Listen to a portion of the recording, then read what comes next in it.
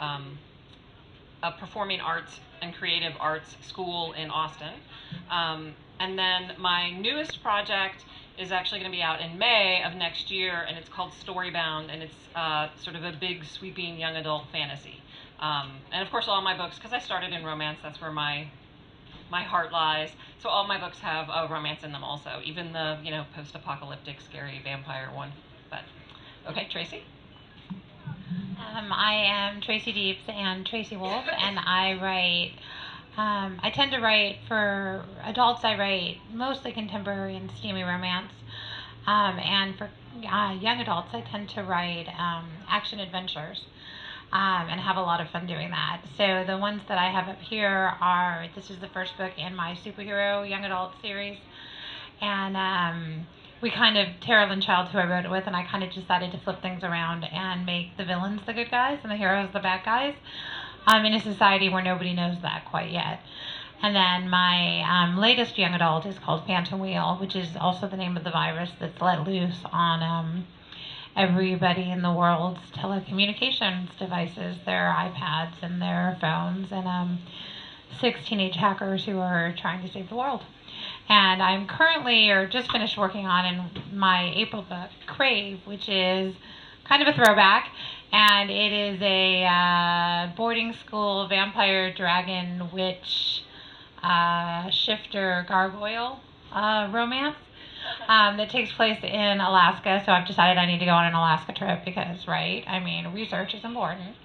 And it was a lot of fun to write, and I'm looking forward to seeing that on the shelves.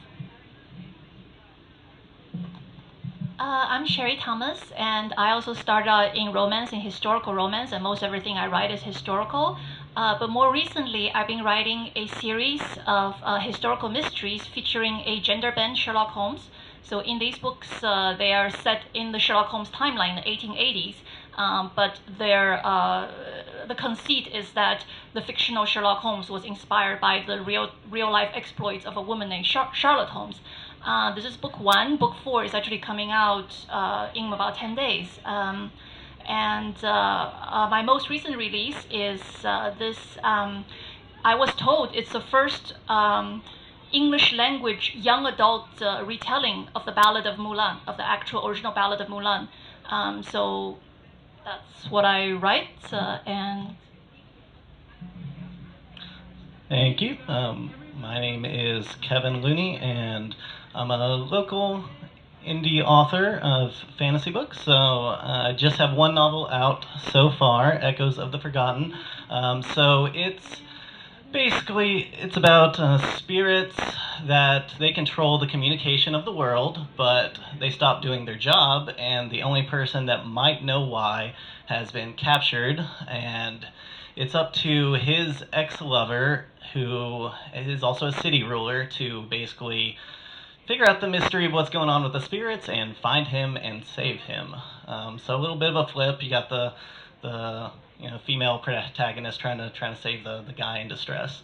And I've always been fascinated with communication, high-speed communication, modern-day communication, and like what would happen if it disappeared and stopped. So kind of putting that in a fantasy realm, and also some fascination with ideas of the afterlife, and so getting that involved in there. Then the other couple books I got displayed here are some collaboration books, a short story anthology and a poetry anthology I've done with some other local authors. So.